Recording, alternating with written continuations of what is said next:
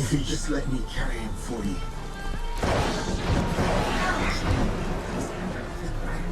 You can't control him. If you control me. उस महिला ने एक अजीब बच्चे को जन्म दिया। हैरानी की बात यह थी कि उसने सिर्फ एक ही दिन में बोलना सीख लिया। इतना ही नहीं, उसने अपनी माँ को उसके नाम से पुकारा, रोहन। रोहन को लगा कि उसकी विशेष शक्तियों का असर बच्चे पर पड़ गया है, लेकिन केवल 3 दिन बाद ही वह बच्चा असामान्य तेजी से बढ़ने लगा। कुछ ही समय में वह 5-6 साल के बच्चे जैसा दिखने लगा। उसकी भूख असाधारण थी और स्वभाव बेहद उग्र।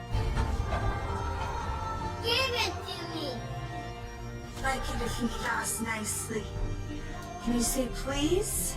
लड़के ने अपने कान ढक लिए, मानो वह रोहन की बात सुनना ही नहीं चाहता था। आखिरकार वह उसका अपना बेटा था, इसलिए रोहन उसे धैर्य के साथ लाड प्यार करती रही। एक दिन जब वह घर के काम में व्यस्त थी, अचानक घर में एक आत्मा प्रकट हुई। उसे चेतावनी दी कि उसे किसी दुष्ट शक्ति का आभास हुआ है। शैतान को मारना पाप नहीं है। रोहन के मन में पहले से ही शंका थी कि यह बच्चा शायद लाशर का अंश है, वह चुड़ैलों का शपथ लिया हुआ दुश्मन। क्योंकि एक बार भागते समय जब वह गंभीर रूप से घायल हुई थी, उसकी आत्मा पर लाशर ने जादुई नियंत्रण कर लिया था। भले ही कोई 10 महीने की गर्भावस्था नहीं हुई थी, फिर भी यह बच्चा उसके ही शरीर से जन्मा था। ये जानने के लिए कि उसमें लाशर की आत्मा का कितना अंश बचा है, रोहन ने पहली बार अपनी शक्तियों का प्रयोग उस पर किया। परिणाम पूरी तरह सामान्य था। उसका शरीर एक साधारण इंसान जैसा ही था। रोहन ने सब कुछ लिख लिया, लेकिन इंसान शब्द के आगे एक प्रश्न चिन्ह लगा दिया। तभी शयन कक्ष से एक चीख सुनाई दी। मातृत्व की प्रवृत्ति से प्रेरित होकर रोहन ने अपनी शक्तियों से दरवाजा खोल दिया। अंदर जाकर उसने देखा कि लड़का और भी बड़ा हो चुका था। समय बीतता गया और उसका शरीर ही नहीं, दिमाग भी उसी अनुपात में विकसित होता गया। 15-16 साल की विद्रोही उम्र में उसे तहखाने में एक गुड़िया मिली। रोहन ठिठक गई, क्योंकि कभी उसी गुड़िया में लाशर वास करता था। वह उसे लेने आगे बढ़ी,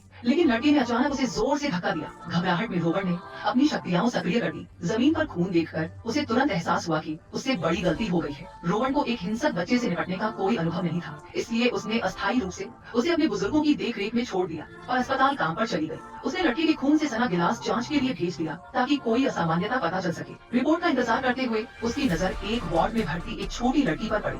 वह जानती थी कि उसकी बीमारी लाइलाज है, फिर भी वह अपनी माँ को रोने से रोकने की कोशिश कर रही थी। अपने बेटे से उसके इस विपरीत व्यवहार ने रोहन का दिल पिघला दिया। उसने अपनी शक्तियों से उस बच्ची की घातक बीमारी ठीक कर दी। इस उपचार में उसकी बहुत ऊर्जा खर्च हुई और वह कुर्सी पर ही बेहोश होकर सो गई। उसी दौरान लड़का फिर बढ़ा। अब वह 17-18 साल का युवक बन चुका था। घर लौटकर रोहन स्तब्ध रह गई।